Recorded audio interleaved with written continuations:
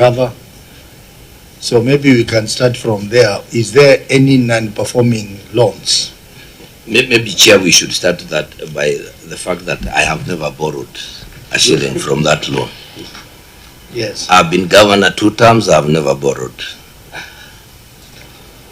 The only person I've seen, and I've seen it today, is my deputy. I've seen him here. But what we have done in Nyeri County is ensure that, since I have no interest, and I have said everything is done according to the book. There is an independent committee that sits to approve. And when I realized that the executive were not able to borrow also, we opened it to chief officers. As were not able, we allowed even, I think we went as far as directors or something. All staff, anybody who could borrow, but on condition that you met the requirements. So we have a strict, and that is why maybe even some of the issues are arising, that we have not realized the interest that we would have, because we never gave the entire amount, and we were only able to. Initially, I must also say, we had only one CEC who borrowed and left, but he cleared his loan.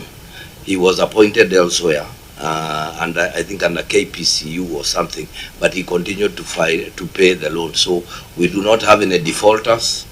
Our staff pay as they should, and they are very strict because they look at the period that within which you can pay.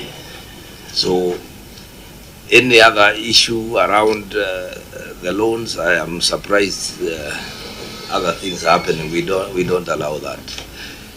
You know, one of the challenges you must understand, Chairman, is that I am a person who speaks his heart, so I must be very careful with the things I do.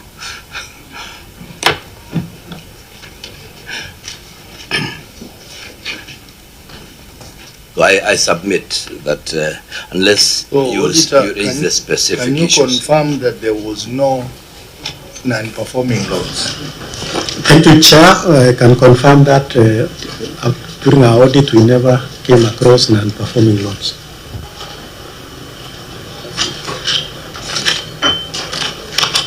So that thing, I think we must congratulate you for that, Governor. That you are doing well among the worst. Because this one has really been an issue in many counties. So I think we'll start with the first query. That is an accounted for fringe benefit tax.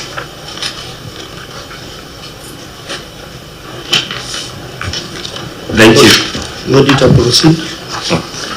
Thank you, Chair. This is the report of the Auditor General on Nyeri County Executive Car Loan and Mortgage Staff Scheme Fund for the year ended 30th June 2024. The overall opinion is qualified.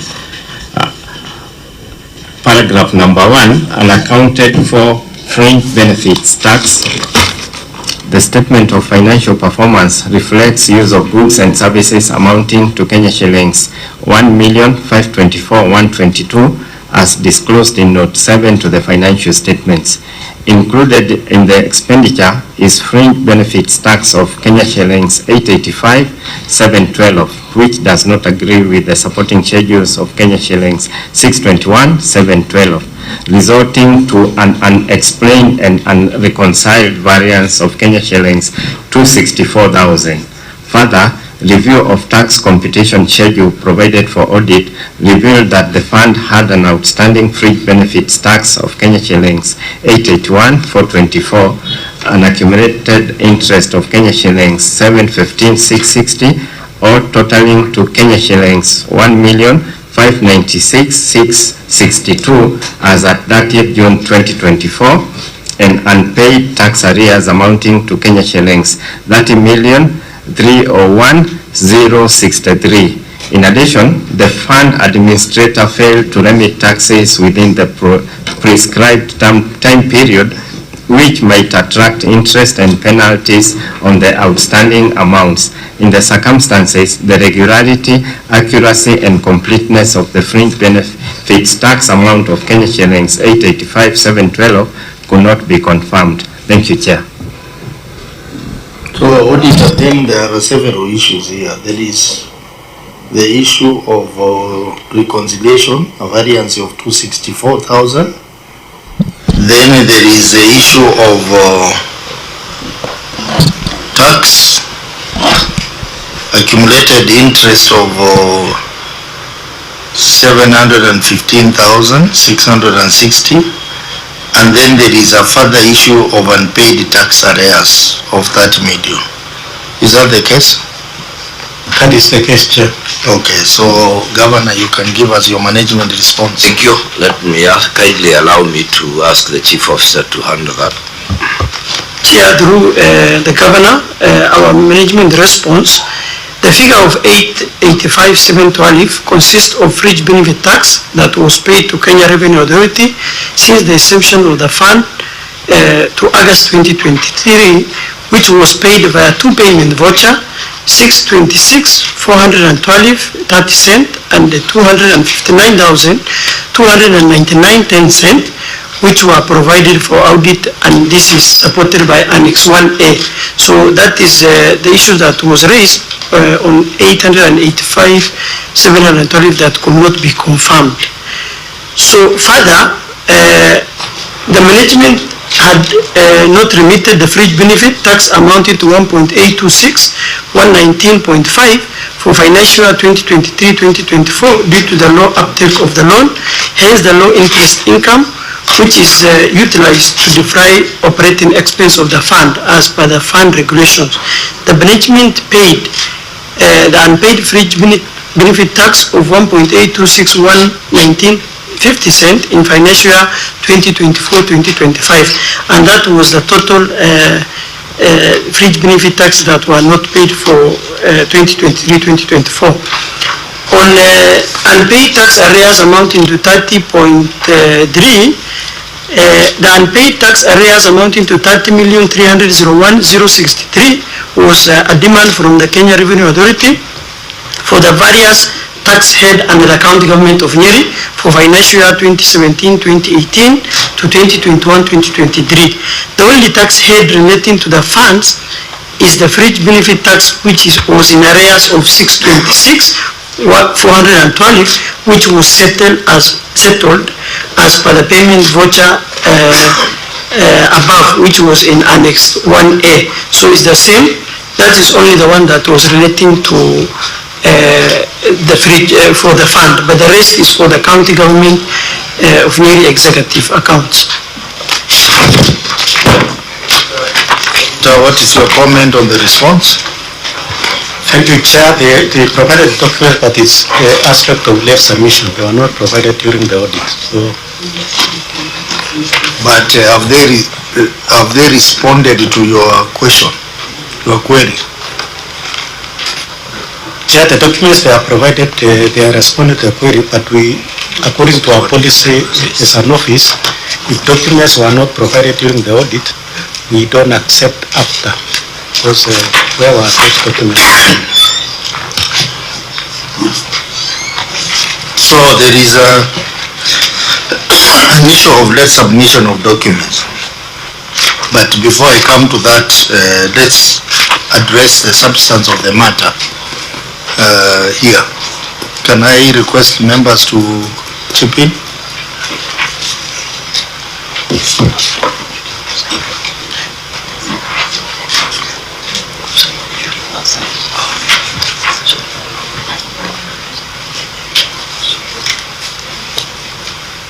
Any member who is ready?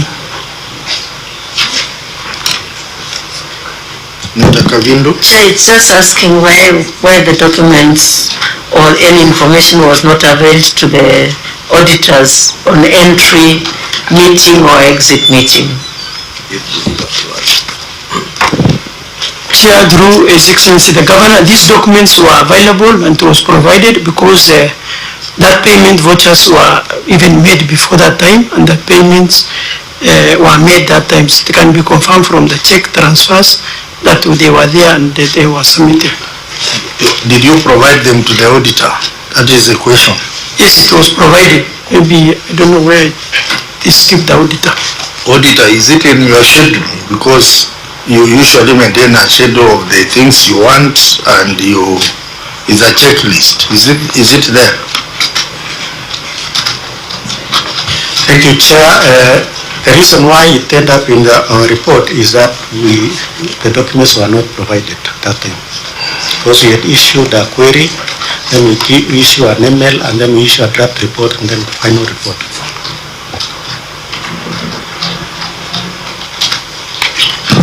Through you, Chair.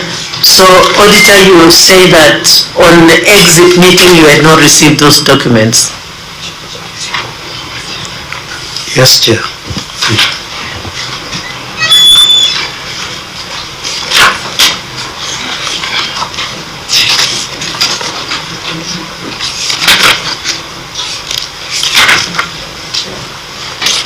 Any other issue?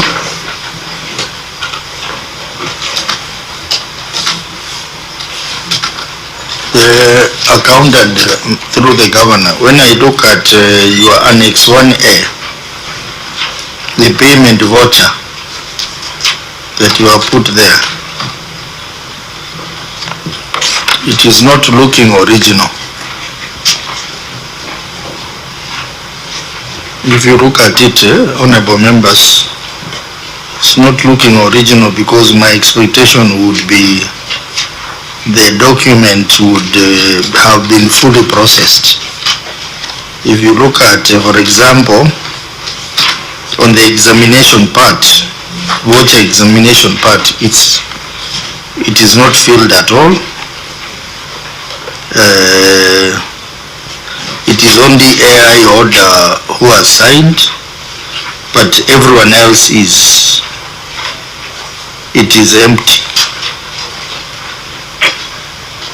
So maybe you can explain that. Maybe, Chair, may I allow me to take you to the third page after that, where you find the family bank account, which indicates clearly that that money was transferred to KRA on the strength of this voucher. It is highlighted 626, 412 transferred on the 30th of January 2024. RTGS from County Assembly, Nyeri to Kenya Revenue Authority. The one that is marked in, is it in green? I think it is in some form of yellow. You know, I'm a man and we can't tell the colors properly.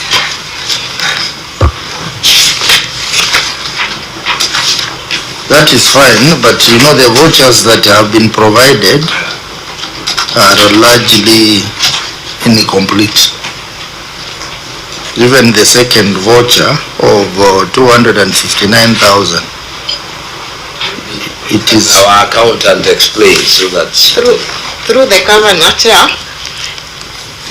these are the third vouchers. We usually the accounting officer and the accountants are the ones who sign the voucher, but maybe in future we can be forwarding to the examination office.